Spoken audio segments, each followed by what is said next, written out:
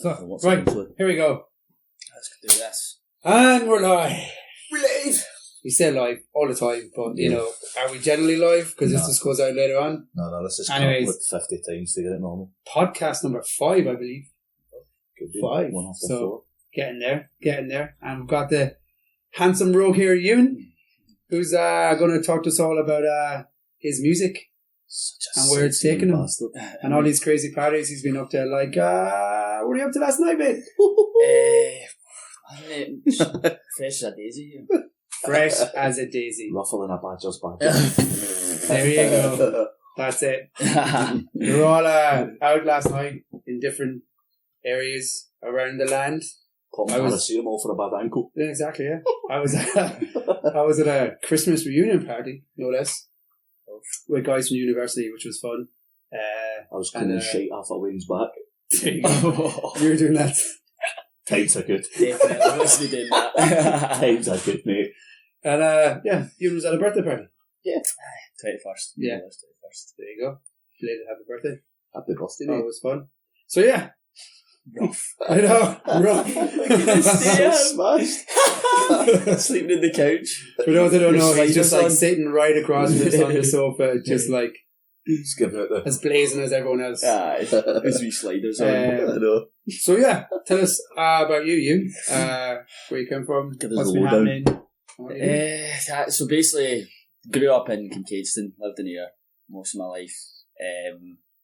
Went to Belton Academy, went to Alloway Primary first, went to Belton Academy.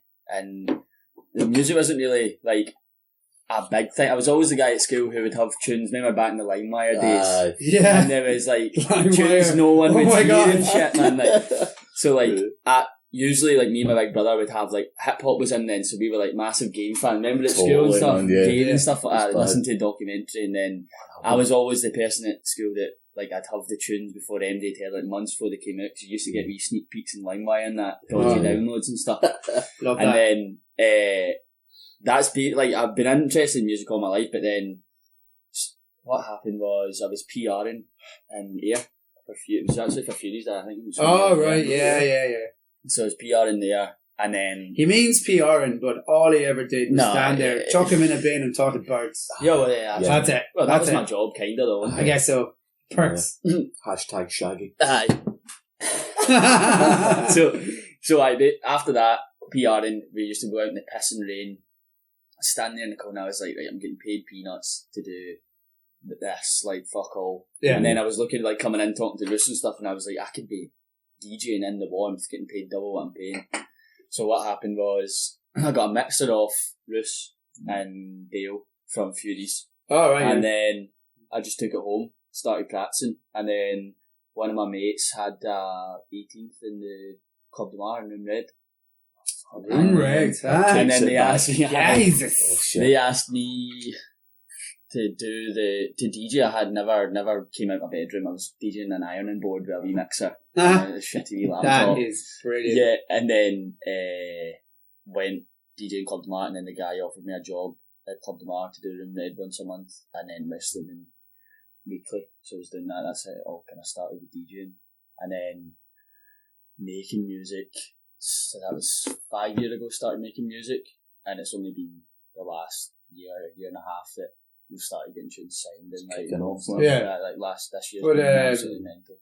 Just so people know as well, you gave up your full-time job though. Yeah, I went to University of West Scotland in Ayr for 5 years doing primary teaching.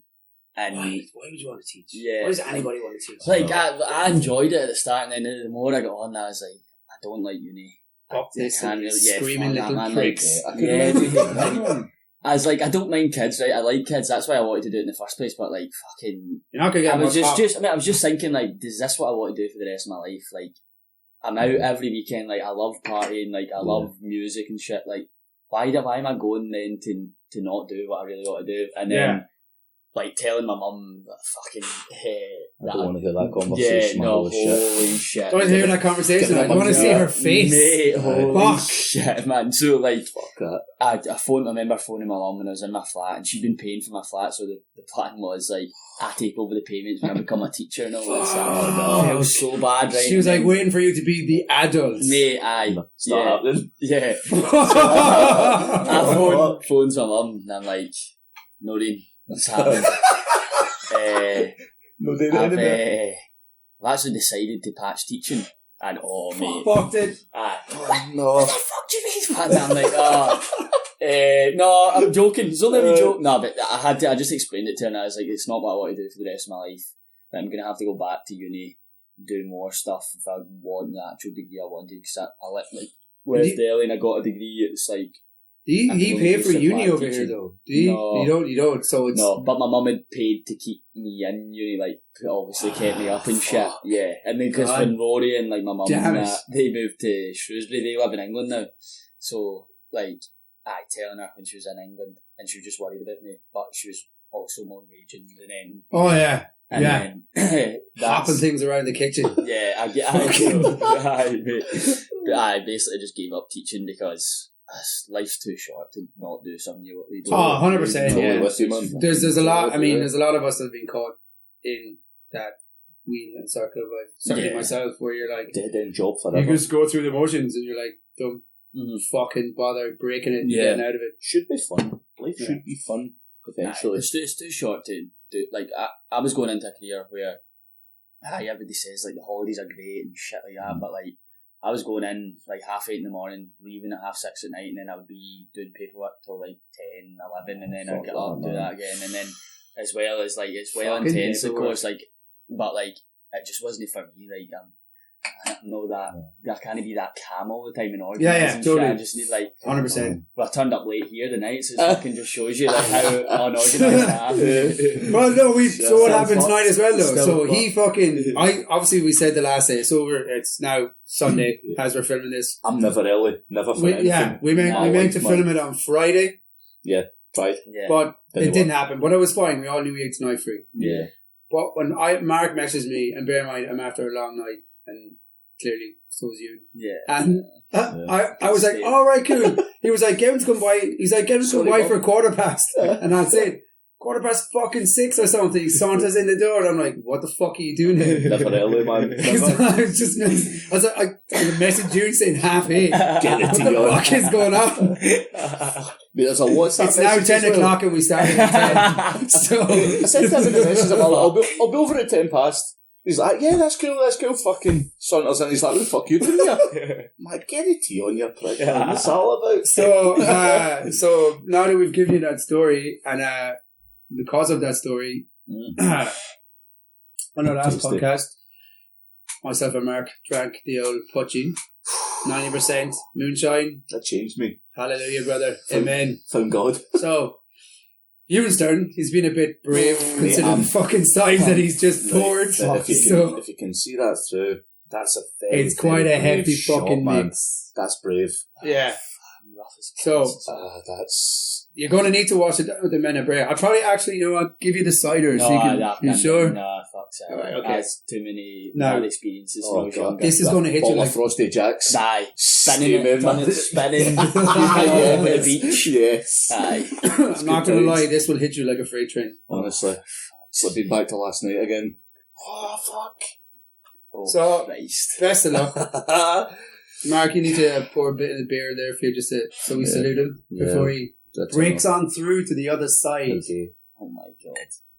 I'll be off this tube at the end of this. Hashtag gender neutral. You will? Hashtag gender neutral. Right. What happens if I have to go for a whitey? We just pause it. So the glasses for, just get in. Cheers, mate. Honestly, Cheers. Best of luck. Oh, We handled that well. you did. I tame it like a bitch, man. Wait, there's worry in his eyes. Oh, There's worry in his eyes. It's fucking petrol, man. It's so bad. You can clean your cooker there. Oh, aye. Holy fuck. Yes. my god! Oh, mate. It's like fumes coming out my nose, man. I can't breathe.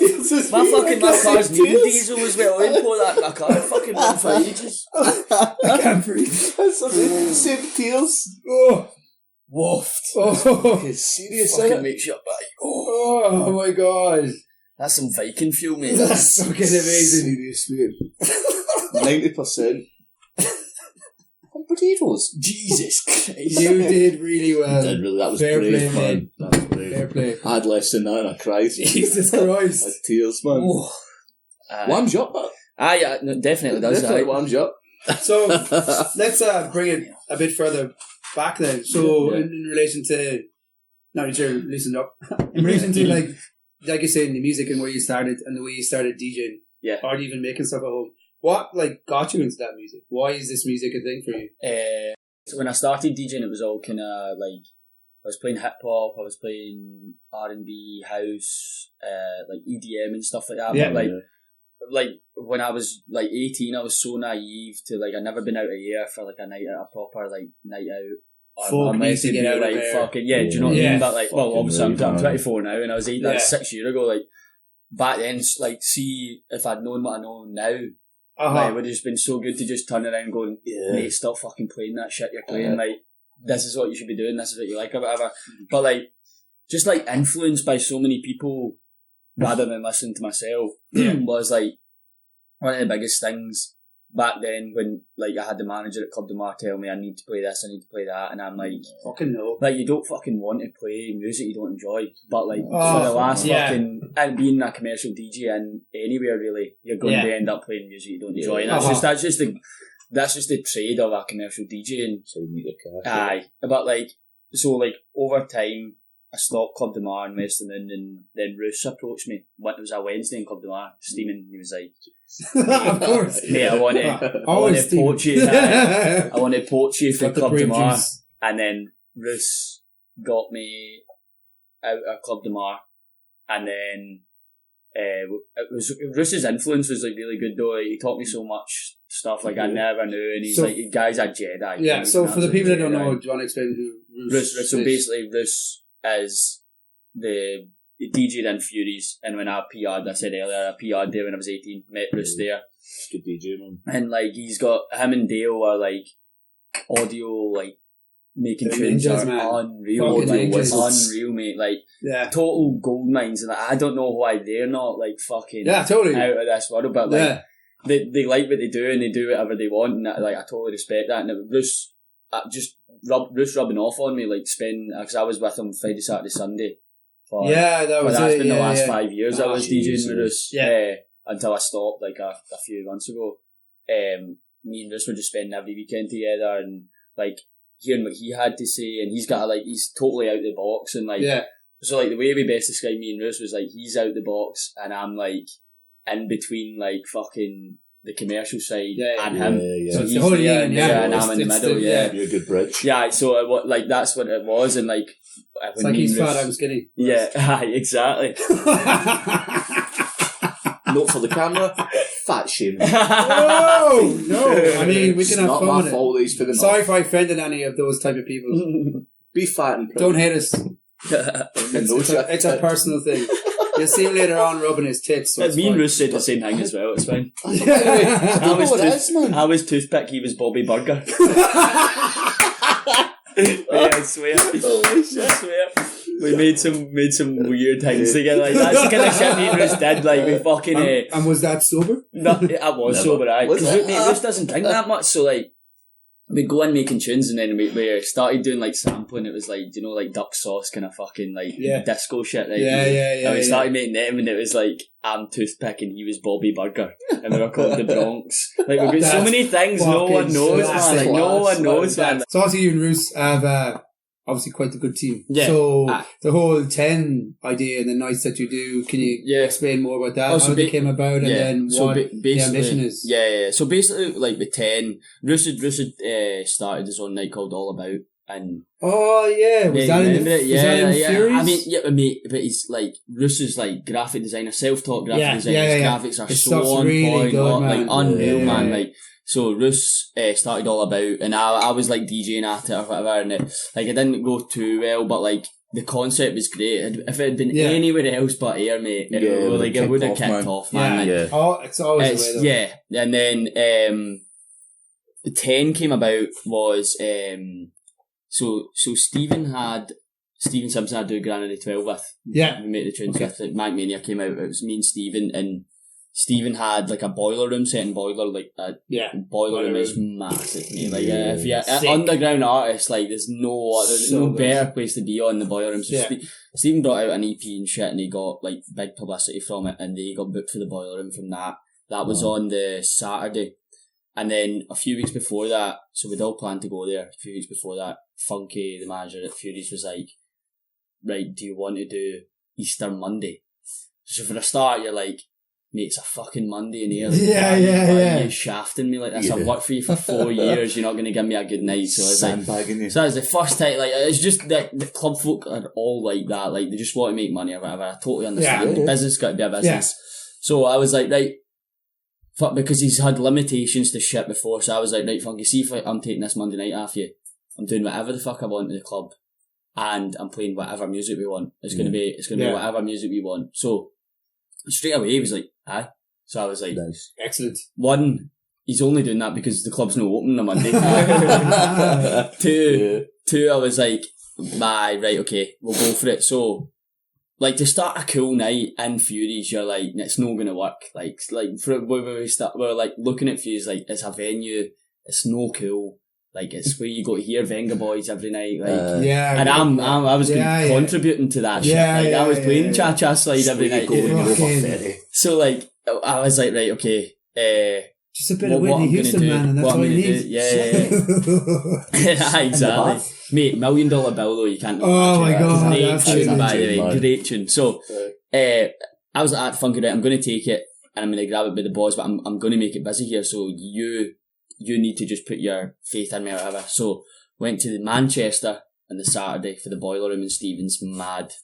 Came back up on the Sunday. I was DJing with Rusa, a silent disco Easter Sunday. Jesus. And then 10 on the Monday, first 10. So, like, we got all prepared for it and shit, and, like, the PR was spot on, like, everything was spot on. We're like, oh, this could actually, hopefully, folks getting behind it. And that, like, I'd actually fucked up as well, because see how you do Facebook events? I made it a personal event on my own. So I was like, why is no one else getting invited to this? I had to invite them, so fuck. I've totally fucked it. But like, see, to be fair, there was like 140 folk going to the event. I was like, that's cool for a Monday night. Yeah, fuck's fucking right, man.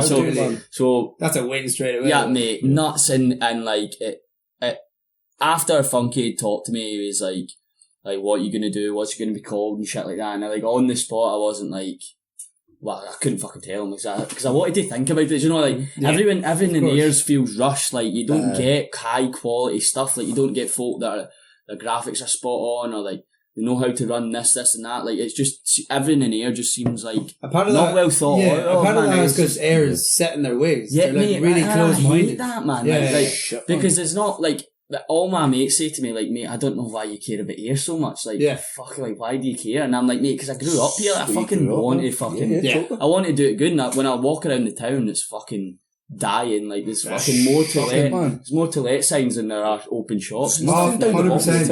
Nuts, nuts. Nothing, man. And like, to even contribute to try and make it better, I'm like, that's what I would want to do. So, Funky said, fucking like, start your own night, what's it going to be called? And I was like, give me fucking a few days at least, mate. Like, So, the way it came about, so Funky offered it to me, and I was like, right, I know folk that I would get, like, so my mind was ticking already, and I was like, I need to get PRs in, I need to get folk that know folk, I need to get Roos in, graphic designer, like, straight away. And then we need to get DJs in. So Stephen was just fresh off playing the boiler room, and he was one of my best friends, so I was like, no brainer, get Stephen in. And then Roos, obviously, me, and then Dale, his big brother, who is a Jedi. He's doing game audio in Dundee. He's doing Unreal up in Dundee, like Jedis. They're absolute Jedis. So we got them in, and then I was talking to Roos, and Roos was like, "What are you going to call it, mate?" And I was like, "Fuck knows." And he was like, "What about just calling it a number?" He started, and Roos was just, obviously Roos is like a graphics mind, like designing, so he was like, what about 12? Like, because I could do cool stuff for the letters and the V and shit, and I was like, but 12 doesn't really mean anything to me, like, so then I was like, what about 10? And then I was like, because my birthday's January the 10th, and then more deep, I don't know how deep you want to go here, but because like, everyone asked me, like, how do you come up with the name of 10? May, yeah, you will, but like folk come up to me in tens and like, does 10 mean techno every night? Oh, mate, see the thing is though, we don't only play techno. Like, I know. We've got our own 10 sound, and the majority isn't techno. And I was like, does it mean techno every night? And I was like, no, it definitely doesn't. And then, like, what does it mean? And then, so what, the way, so Ruth said 12, and I was like, nah, but 10 means something to me more. So my birthday's the 10th of January. My papa died on the 10th of December. Okay. And my dad, like, before I was born, my dad got murdered. So I never met my dad and shit. Yeah, that's deep right. Man. Okay. So my drink for the old man. Mate. So, my dad got murdered on the 1st of the 10th, 9-3. And then I was born on the 10th of the 1st, 9-4. Some conspiracy shit there, isn't it, man? Jesus. Eddie Bravo would love this. So 1st to the 10th, and then so but like chemtrails. Has to be, man. So basically, like that's how fucking came up with 10, and I was like, I kind of wanted to change it into a positive because, like, my obviously because I never had a dad and stuff, and we've got a stepdad Brian who's like fucking brilliant legend, but like. Never had a dad, so I grew up with my mum and my papa and my two brothers. Yeah. So like, my papa was like, he stayed with us all his life and stuff, and before he died and stuff, like, so that was like, maybe I could change like the fucking number 10 that seems to be haunting me into a positive. So that's how it that's just how it came about. And then I think like, as well. Like, I think that's why we all had like passion for it when we were getting it going. Like, we all had that passion to make it work because it was meaningful. It wasn't just like techno night. Yeah, just like play fucking tunes. Yeah, like, we don't give a fuck. But like, and then everyone that came was just like it was like a family environment, as if we'd all met together. And then like it was a Monday night in there. The first night it was like 80 folk, and we all just became a family. It was nuts, and like, and I like it's kind of like a good fun as well. Yeah. And that's how it all started. And then like I like see everyone now. Like I started a 10 group chat, and we're all in it and stuff, and like I basically bridged the gap of people I knew. I introduced them to each other, so that like they're all best pals now. It's not totally. Family environment. It's the one thing we've tried to explain to people. So anywhere we've been, so me, myself, and Reese, when we did it, so when we got he's in for the uni night and stuff like that.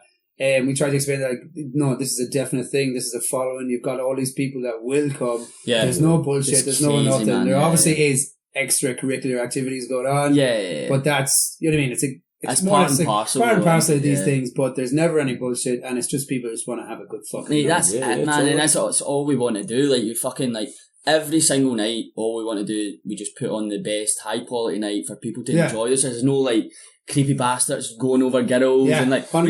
It's just like girls enjoy your night, guys enjoy your night, no hassle. And do you know that's 11 nights we put on, not one fight is broke out.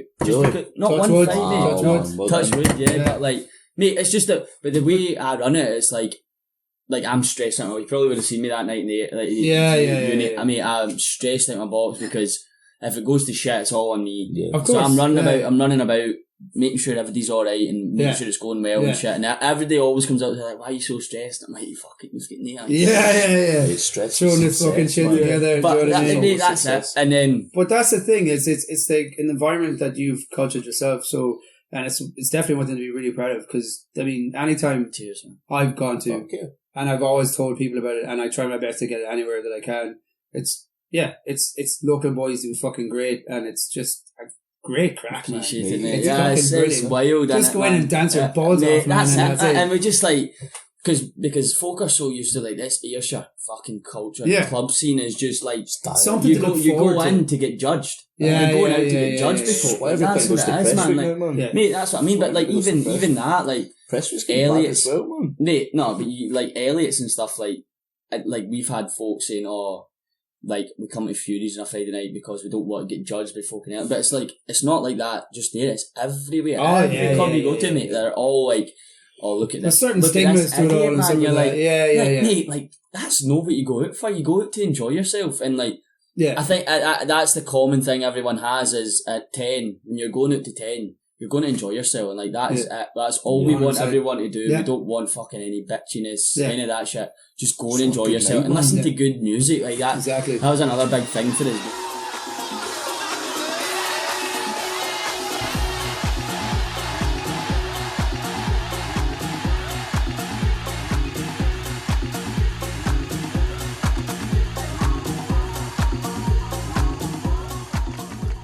Yeah, we've obviously talked a lot about 10 and why it's happened, what it is, and your reason for doing it. But what's the actual music that you play and you create, and is it all original? Is it all original or? Yeah, well, no, like it's just like it was partly we wanted to incorporate stuff that we loved.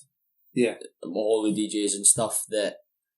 Like, it was popular just now, which is like the underground scene was coming up. Techno was obviously like a big thing, like everyone's going on about it just now, but like we didn't want to be we didn't want to just be another techno night where there's loads of them in Glasgow. And of course. So like, we wanted to make Ayr significant, so like we took a lot of inspiration from like the street rave days, like where Pirate Pete's now was Pavilion. Yes, that was mad massive. Super club, man. Like, single jaw mate, exactly. Like nuts, mate. Everywhere. Well, like Carol Cox. There's a street rave documentary on YouTube, and if you watch it, Carol Cox is on the street rave documentary going, "Oh yeah, this is where I started." In Ayr, mate. In Ayr. Can you imagine anyone big saying that now? Like, you're like, no, you definitely never started in Ayr because it's a shithole. But like, fucking, it's your shithole. Well, you can say that one day, hopefully. Yeah, mate. Well, so what? So the genres and stuff was just like stuff we liked, stuff we wanted to like bring in, introduce new music to like folk from here, because like all they've heard is fucking Benga Boys and whatever they go and listen to in a gaff after or whatever. Yeah. So it started off like we branded it as like a techno night, right? But like that was just to get a bit of fucking folk talking about it, because if we just said it's 10, what you don't know what to expect, folk from here straight away would go, oh, I don't know what's going to be, so I'm not going to go. It's just pure like, it's pure small town mentality. That's what it is, man. But the best thing we did was say it was a techno night, and then they came and we just played whatever we wanted, really. It was more housey disco. It was the first one, and then it went into techno, and then there was like trance I played at the end of it, and like it was mental. Like, I was crying at the first one, like a Monday night in Ayr, and I just looked up and there was 80 folks standing there down that tunnel in Furies. We changed the whole club and shit, and I was like, nice, man. Like, what the fuck? I was just so overwhelmed, mate. Like, because I went through a tough time at that time. Obviously, left uni, said I wasn't going to be a primary teacher. Of course. And then I split up with my ex as well, so it was all just like gung-ho, like full guns blazing that I need to make this work. And when I seen like 80 folk on a Monday, I was overwhelmed, like started crying and shit. Yeah, of course. So and then I went and got fucked after it, and it was just great, man. And then, but then like after that was like, we just kept the ball rolling. Sound Magic was the second one. Oh, I remember hearing about that. Because let's not just skip by it. How did that go? Right. So that was good, but I can't say we did. We had an afters. We had an after. Oh, an after party. An afters. Yeah. We had some trees around us. It wasn't a normal after party. We had some Christmas lights and trees around us. Whereabouts was it? What do you call that? I forget, mate. Is that long ago? So long ago. Yeah, so we did a fucking illegal rave in a forest, right? And then basically, no, mate, it was fucking mental, because it was our only second one, and I was like, right, mate, we need to fucking like get a bit of clout about this. It's just one night, whatever. So we booked Sound Magic Studios. Bad press is great press. Agreed, mate. Any press is good press, but like, I went into Arnold Clark that day and I was like, mate, I need a van. What do you need a van for? So how much is it going to cost me? £90. Right, okay. Fucking tango and cash. £90, there you go. Fucking, I got insured, fuck knows how, I was only 23 at the time. Wow. Fucking fair play. drove the Arnold Clark van to the Sound Magic Studios and went and played. And then at the end of the night, I was like, right, we'll go on the mic at the end and so we've got an afters. But then I was like, nah, you know what, let's keep it underground still. We don't want to be pure gimmicky. And we finished and I just went into the crowd. And I went like, go and wait at the front door, go and wait at the front door, go and wait at the front door. Everybody stayed at the front door, like, didn't know what the fuck I was talking about. I went out and I was like, get in that van. Mate, no joke, 30 folk queued behind the van. Fuck. Holy shit. 30 folk queued behind the van. There's a wee van as well. Yeah. So I piled like 15, 20. The rest got taxis. I'm not saying a specific location. Yeah, absolutely don't. Let's not. And, and then they all jumped in the van and I was shitting myself, mate. Shitting myself. Driving a van full of photo. If you were stopped. Yeah, exactly, man. 10 was done, like, fuck your 10. You're in the sales, you prick. So, I just done it for but mate, the buzz, man. Soon we got everybody up to that forest and they all jumped out and then I stopped the door, right, and Snapchat locations just became a thing now. Yeah. So I was like, listen, dicks, like, turn your fucking Snapchat location off. And all of them were like that. Like, because I was obviously, see me being pure stress, mate, I get so angry and so upset about I need to make everything to work. So I was like, right, every single person, turn your Snapchat location off. And they're like that. I turned it off, open the door, and then they just walk into this, like, fuck me, it's mental. Like, the full week we'd been clearing this forest bit, right? Nice, and we've got this guy Stu, right? So Stu, so it's me, Roos, and then Stu is he's an unreal electrician, right? That was his day job, right?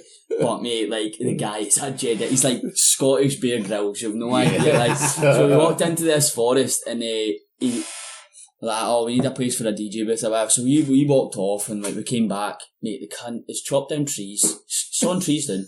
Fuck off. He made a DJ, 2 trees, right? He made a DJ booth roof, came down, you get tarpaulin, put the tarpaulin down the back so it's a waterproof DJ, but mate, no word of a lie. He's nuts. Trying to come and fix my fucking house? Mate, he's not, he's mental, right? So, mate, how?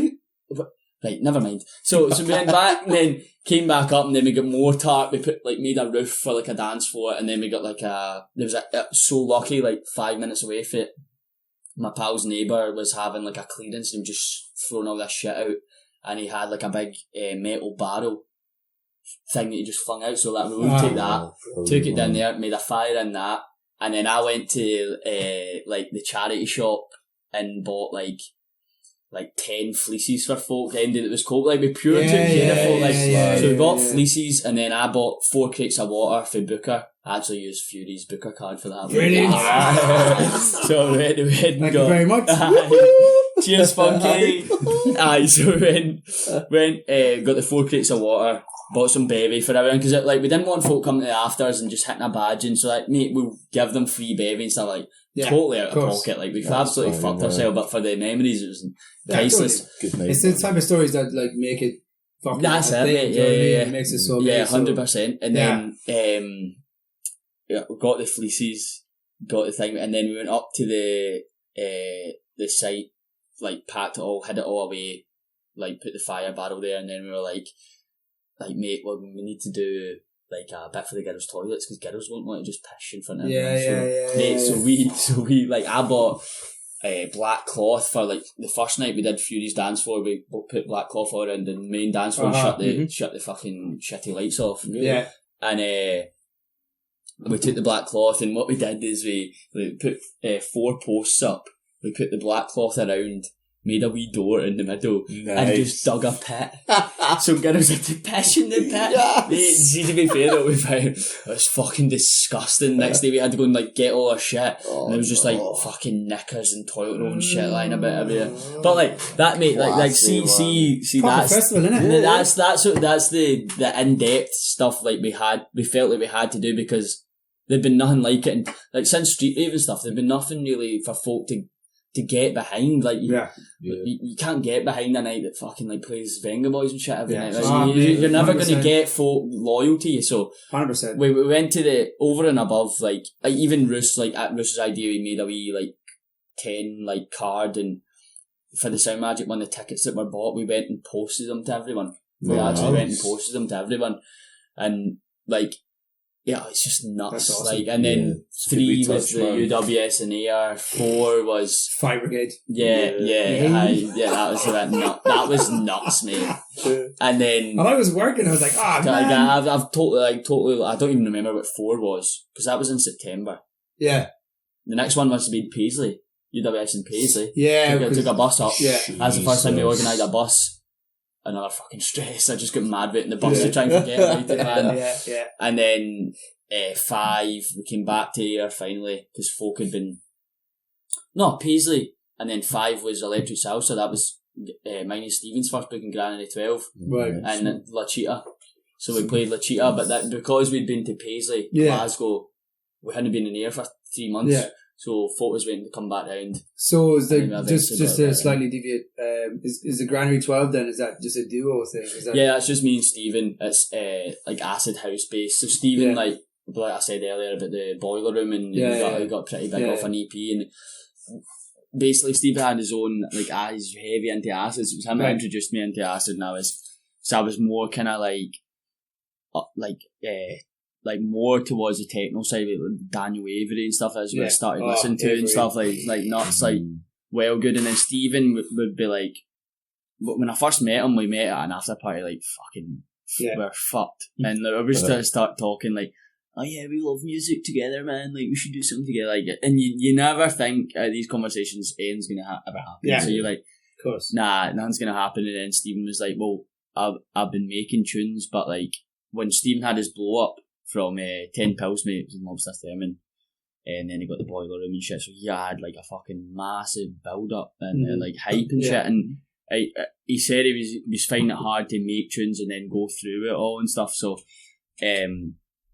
basically Stephen was like, oh, like, come round, but I'm warning you, like, I've had folk come down and try to make tunes we don't fucking do it. So I was like, but I was so wired at that time with music, I was so focused, I was like, right, no, we're doing this. So I got in, and then me and Stephen were talking, and then we started making tunes, and then we made like 3 like kind of left field, like out there tunes, but not like normal. Like Acid House is more like a jacking, like party like sound. That's what the Acid House is like, and we started making like this, like had like a lot of feeling behind it and stuff. So we made those first 3 tunes, and the first 3 tunes we ever made got signed, and Stephen played one of them at the boiler room. So a PR for the get-go was like straight away, man. I put it up on Facebook, and it was like, here's a video of me going on like that was like something like going on like a wee girl, because you see my face, and I'm like, oh my god, he's playing our tune. So I'm like pure like grammar. I'm like, Steve, that's our tune, mate. Well, we made this in your house at Whitlets. You're like, and now you're playing it in front of 800 folk in Manchester. What? So it's fucking well good. And then it just kind of went for there, and then after the boiler room, we had so much inspiration for stuff, and like because we've seen how good it could be, and we started making this tune. And it was such a shit story for the tune, but like he made this tune, and Stephen made this acid line. So I started making drums, and I was listening to, like, I would go to like Dance Mania at like Detroit, and where all the house and stuff started. Like I was listening to inspirations for that, and I was like doing like tom patterns, and we were making this pattern, that pattern, and then Stephen made the acid line. He was cutting the acid line. I was like, oh, I like you're doing. Why are you doing that? And it sounded so unique. And then I was like, mate, do you know the worst bit out? A fucking vocal from Drake, Passion Fruit, would go so good. So it's like it's a bit where the guy goes, hold on, fuck that shit. So I was like, mate, Drake sample it, let's fucking put it in. So I found the sample, and we found, like, basically it was from a Moody Man boiler room, and he was playing a boiler room, and he only plays on records, and he fucked up. He's like, hold on, to the crowd. He's like, hold on, fuck that shit. Like, tells him, like, it's fucking, y'all have a load of drinks up here. I said a whole lot better. And like, it's just pure like attitude, and the way he's talking, that definitely get that. And so I started the loop, and it was like, hold on, fuck that shit. Hold on. I got to start this motherfucker over again. Then it just goes, the acid line comes in, it's like, did it, and then everybody's fucking parties. And then we found another bit. And it was like, do your dance. Stephen's like, why don't you try and loop that? But Stephen always, like, he's like never confident with vocals and shit. He's like, you're good with the vocal, you fucking do that. So it's like, right, so I'll try something. And then it just went from bit to bit, and then we just got Mania going, and then that ended up our first release. Stephen had contacts from like when he got signed before, and the guy that booked him for the Boiler Room, Josh, was the guy that eventually signed it. He started a new label, put Mania on the vinyl record, and then like after he sent it out, like me and Stephen, like, you see when you're making tunes, like you listen to it about 80 times before it's even put out, so you're fed up with it. Like, it's not that good. Like, you just send it out. So we sent it out, and then it just went nuts. Like Black Madonna, I was playing it in Australia. She had an Australia tour. She played it every festival, around there, and we caught wind of it, and I tweeted her just in the random like thing. So we got a video. We got someone in Australia, and like artists nowadays, like a lot of them slag social media, and like social media is the death of music and shit. But but we would never have been able to contact a worldwide artist if it wasn't for social media. So totally. I just tagged her and I was like, Black Madonna, you've been playing our tune, like, what the fuck, like, thanks so much. Yeah. And mate, she followed us. And I was talking to her last week. Wow. Like, I could just DM Black Madonna. It's nuts, mate. It's nuts, So, like, but she's, like, you get artists and, like, she's the nicest person ever, and she's helped us through so much, like, I made tunes for myself the other week, and I was like, oh, do you know, like, a label that would fit them? Mate, she gives me all these labels, like, I've just messaged them for you. It just shows you, it's you fucking, don't ask, you don't get. I know, totally, man, and, like, Stephen was kind of like that reserved, like, doesn't want to be a brass neck, but I'm totally like that, so I'm just like, mate, just blue balls, let's go for it, man, and then, after Mania get played by Black Madonna, then Patrick Toppin, like another massive name, picked it up, found it, and the way I got on that is I went onto one of my other Twitters, and because I didn't want to be pure cringy, so I was like, let's just so I just messaged him, and I was like, you need to hear this tune, thinking like he's not going to reply. The guy's got 40,000 followers or whatever. Mate, he replied straight away. He's like, that's banging. Where can I get it? Sent him the link, and I was like, follow this account, we'll give you it for free. So he followed the account and stuff, so we had Patrick Toppin in the fucking DMs and stuff now. Nice, and then from there it went to Richie Ahmed. Richie Ahmed started playing Mania all around Ibiza. He played at all the festivals, and there's a mad video on our Instagram and stuff. Richie Ahmed's playing it to like 10,000 folk. And he's just like, and it's our tune, and I'm like, mate, we made this in Whitlets. Like, if anybody knew what the fucking Whitlets is like. I mean, I'm just going to put it out there. I mean, I did the video there, but if you want me to go to Ibiza to do a video for you, if you want to fucking jump on that, I've actually not made a music video for it, so you could be in, man. Let's do it. Plugging bastard. Your editing skills are on point. Let's get the VHS filter on that. Love it. Yeah, love it. So fuck, what happened now? So it got played everywhere, and like another massive thing happened. Richie Ahmed was doing a back-to-back with Butch. Remember that Butch dope tune you used? So that guy Butch, massive, and then there was Scream. Whose Scream is like a massive big, and Richie Ahmed's playing it in a stadium. In that stadium, he plays the full track, and Scream's like looking over at the desk, like, "What the fuck is that?" I mean, we're just watching this on YouTube. We're like, mate, what the fuck is going on, man? Like, so mind-blowing. Mate, nuts. And after that, we kind of got a bit of clout going because Mania had been like hyped up and stuff. And this year, we played. I mentioned before, like 10-5 was in Glasgow, Electric Salsa and La Cheetah. So that was the first guy we knew. Craig, the guy that runs Electric Salsa the night in La Cheetah, is from here. So we knew him already, and he was like, mate, want to get you in? I like sound. But like the 10 crowd are so loyal. We bust 40, fantastically so. We bust 40 folk up from here to Glasgow on a Thursday night. That's brilliant. Kind of nuts, man. It's so loyal. And did that a fair few of you go down to London as well? 17. Went down to London, mate. Went down to London, mate. Like nuts, it's crazy, awesome. Mate. Yeah, and they all get trains down, like booked hotels and shit for us. And but like, see, me and Stephen, like, we always say, like, we don't expect folk to do this for us, mate. Like, if they don't want to, like, fucking can't. But mate, so like, see, going down to London, we're fucking like hundreds of miles away from home. And you're like, mate, these folk who came for us. Like, what the fuck is that? Like, overwhelming. Really is. And where was it you played in London? Corsica Studios. Corsica Studios in London. And that was all off the back of, so Josh, who's been like a big part of us, like he's so behind us, and like he Posthuman, his duo, was called, and they go back to like the 80s, and they started Acid House and stuff, and they all came up, but like obviously me and Stephen had made some like new sounding Acid House, so they're all behind it, and then we got the record out, and then all those folk were playing it around the world and stuff, and then we got booked, so we did La Cheetah in the January, Sub Club, we booked Sub Club in the March. I mean, there's no other place you want to play in Scotland. Like, that's the thing, it's like, where do you go from there? Yeah, I know. I think that's what folk think, but like, we just like playing it for. Like, we don't care. It could be a gaff. It could be fucking to one person, to a pals on it. It could be to a club full of folk that like it's just we just want folk to hear our sounds and stuff. And so Sub Club was in the March, April, May, June we were in London, Costco Studios,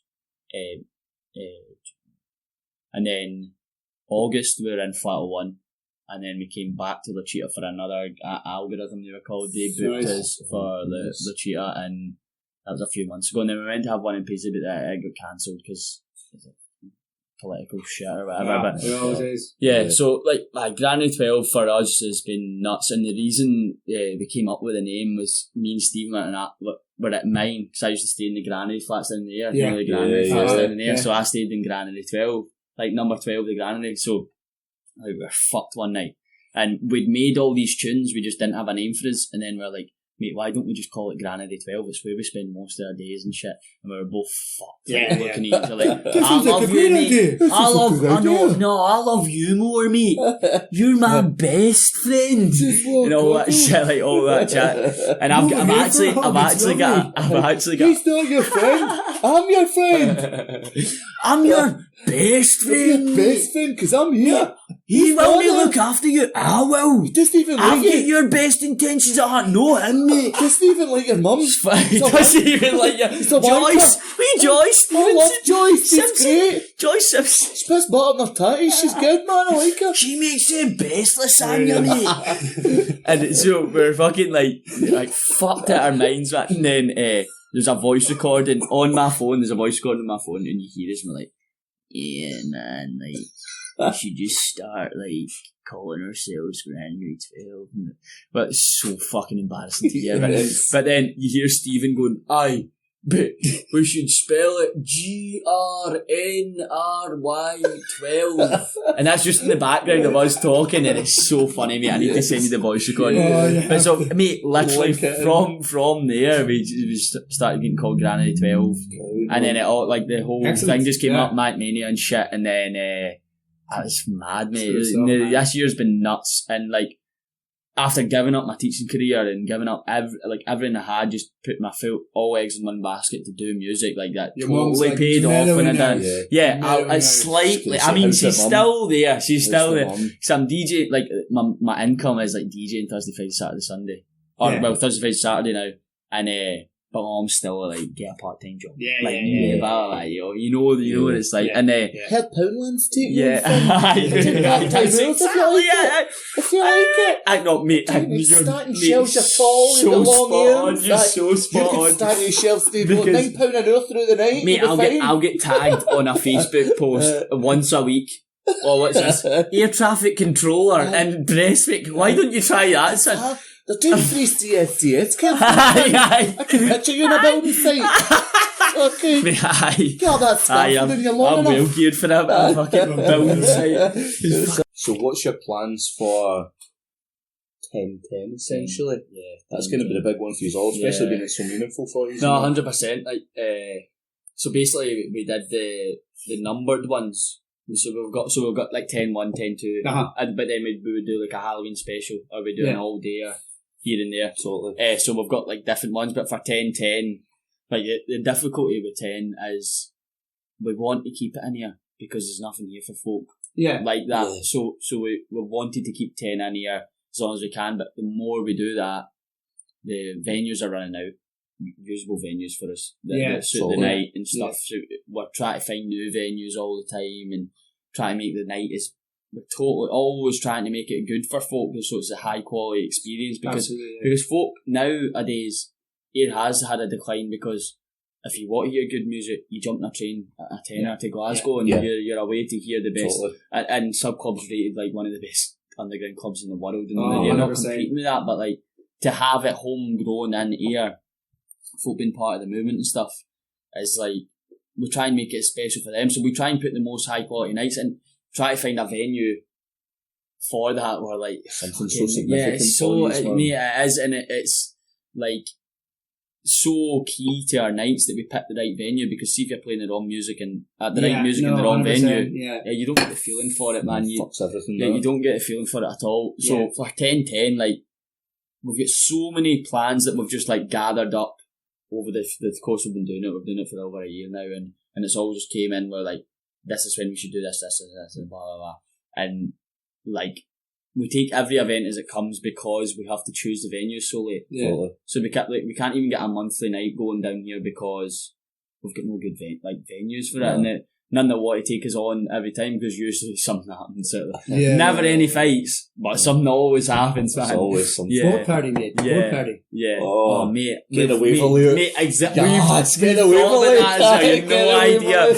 Actually, I remember fucking like going to Waverley, Alley, primary, that, and we're like, mate, why don't we get the Waverley? Just the Waverley, man. Just out to Aaron and back in. It was so good. But mate, like Ayrshire, the South Ayrshire Council especially, like, they're not fucking like ones forgiving, mate. No they're fun. Primitive. And they complain about fucking mental health, mate. But what for someone 24, no, even I would say my mates at 20 and above, there's fuck all else to do here apart from drink. Get fucked, and that's why it's the way it is, mate. And they say that they complain about mental health, but they're the ones contributing to it, because Station Hotel, for example, it's falling to bits. They let it fall to bits, and then the whole town has just went to shit. And they're like, trying now too late. Another story as well, we put the first all dayer on, and we were like, we'll come up with an edgy competition to put on for folk before the all dayer, and the edgy competition was, we'll give away 2 bottles of Buckfast, a 20 deck of snouts, and a free vinyl record that was Madison's Avenue, Don't Call Me Baby. Right, so put the vinyl in, 2 bottles of Buckfast, snouts, 2 free tickets to 10, and like a sticker pack or something like that. And mate, we got to the old year. It's good, like 180 folk turned up in Boswell's, like a Sunday. It was brilliant, man. Like, it was a bank holiday, and next thing I know, there's 2 riot vans turned up outside. Wow! And I'm like, what the fuck's going on? So they caught wind that the police had heard, for every person that came to the event, a bottle of Buckfast and a 20 deck of snouts was getting handed to them. And I was like, how much fucking money do you think we're making here? A 20 deck of snouts? I can't even afford that myself, never mind giving them away for free to 180 folk. A bottle of Buckfast. Pop into the bar who are giving you drinks with a bottle of Buckfast. Exactly. Like, everyone's making money in this scenario. Apart from me. Because I'm fucking supplying like 180 bottles of Buckfast. Like, shut up, man. Like, and it's just so backwards, mate, because like, see if they actually, like, if the council or the police or whatever realise that, like, all I want to do is make it better. And like, and if they just realise that that's all we're trying to do, our intentions are pure, and like, got behind it as a creative thing. Like, you've got bands, like bands are fine, man, like, because they see that as art, whereas DJing and producing, they don't see that as art, they just see that stigma, man. Like, they see it as like, it's just going to be a bunch of renegades turning up to this night, hooligans, and just fucked up, and they just ruin everything for around here. One eye going for the shop and the other exactly, mate, and not one fight has ever came for 10. But they don't see it because, mate, without fucking that. Yeah, mate, totally. Weekend. Like, the town that is a sea of bodies on the floor with riot vans coming up all the time. Last week, man, that fucking headbutted that old guy. There you go, Jessica, exactly. That's every fucking weekend. 100%, mate. And it was in the paper, the Mercure as well, the wedding. And there was bodies everywhere around the roundabout and stuff. Like, mate, not once. Was that not a Jippo thing, wasn't it? Oh, fuck, no, probably, mate. Probably. Sorry, Travelers. Gypsy. Well, Tyson Fury to do my thing. Mate, did you watch his interview with Joe Rogan? Oh, so good, mate. So good. America loves him so much more now for that. They nearly want him to win over Wilder. Well, Wilder's a dick. Mate, they love that guy who came from ruins and just fucking went back. Man. Plus when he went on fucking Tyson Montana. He's so open about it. Though. That's the best thing. It's fascinating. So down to earth, mate. So Mate, I watched the full interview with him and Joe Rogan. The way he talks about mental health is like, amazing. For the guys that, he is very spot on. Because like all my mates, like a lot of my, not all of them, but a lot of them, like always come to me like mental health stuff, and I've been through my own shit as well. And like, see the way he explains it is like you can totally like, I know what you're talking about. Like the way he explains it. I can't wait to get our one on the go because we've all been through stuff, and we've got someone coming on. We're going like the next one after this, I guess is going to be that, and it's really important, and it's really it's especially like the way the nights we run and stuff. Like we know. We can never stop it. We're never going to be able to stop it. But we know folk are taking drugs, right? And it's just what happens. Like, we like it's not that we accept it because we don't want that to be at our events. We don't want to be tarnished with that name. But like, that's when you get police like not supporting it because like, all these fucking like bands are taking. But it's a one-two punch. It's always been the same. You see, when I was working the door, you put out people on a nightly basis for taking gear. Just to go and listen to the thing, the boys. Mate, exactly. Never mind when there's actually a good night. I've always said, me and the boys used to agree with this. I'd rather have a night full of fucking pillheads. Dancing all night and cuddling each other and loving everything. And a bunch of guys just after the football, bruised up and coked up all day. It's totally it. And then that's why like, I know fucking drugs and shit get such a bad name, but like, when the police have actually got no fights to deal with because of this, like, what is your problem? But like, again, all we're doing is benefiting the town. And the thing is as well is like the difference as well is like you're saying about the whole football thing and that it's like we talked about earlier on, touched on as well. It's the culture that you've created as well, where it's just a family. It's just a thing of if people are, and you can't stop doing that. There's still people who are going there. They all know why they're going there, for the music, for to see all their friends, to have a great night. That's the next thing that they do to bump up a bit. Mate, fuck it, 100%. you know what? That's it, mate. And if you need that to have a good night, that's good. But like, I mean, the majority of folk don't take them, but there's folk there that do, and we're like, mate, whatever it takes to enjoy yourself. As long as you're enjoying yourself, we don't care. I've never seen the problem with anyone taking really anything if they want to kind of escape reality for a little while. Mate, that's it. And I will touching back on that we've all had our own shit. We've got all these folk with all these problems, and see if I can give them a release for a night, man. Like, fucking hats off to you. Because like, I had the guy, it was at UWS in Air, and he comes up to me, and he was like, mate, I work all month, and you have no idea when there's a 10 on how much more buzzing it gets me through the month of getting not getting paid to the end of the month. To know there's a 10 on just to get me through this month, and I'm like, mate, fucking like what? Exactly. Like, we're just playing music, but it means so much to folk. Yeah, exactly, in the short space of time. And then, the next 10 he turned up and he had the logo tattooed on him. Oh, nice! What a guy! Nuts. So I think that's like the best way to end it on, with a good story like that. Nice note. But this has been fucking great though. This has been great fun. I think apart from that fucking Viking, it fucking hurt you up. I think we'll try and poach you at some point for a UFC now. He's also a big UFC fan, which is extremely handy for us because I'm fat and I like flinging my tits about. Exactly. I love a good fight, a good blood sport. Juice head turkey. Yeah, juice head turkey. But thanks to me, man, for coming on. I'm happy to do it, man. Can't wait for everyone to see it and hear it. It's going to be fucking great. That's good, mate. I enjoyed it, mate. Like, share, subscribe. Tag, Instagram, tell your gran goes to the home. Tell his mum, because his mum needs to know how well tell he's my doing. mum, please, give me a lesser hard time. Get a real fucking get job. Get my mum off my back. Get up a scaffold like the rest of them. Exactly. Thanks to everyone for listening. Cheers. Woo! Excellent. That was fucking awesome.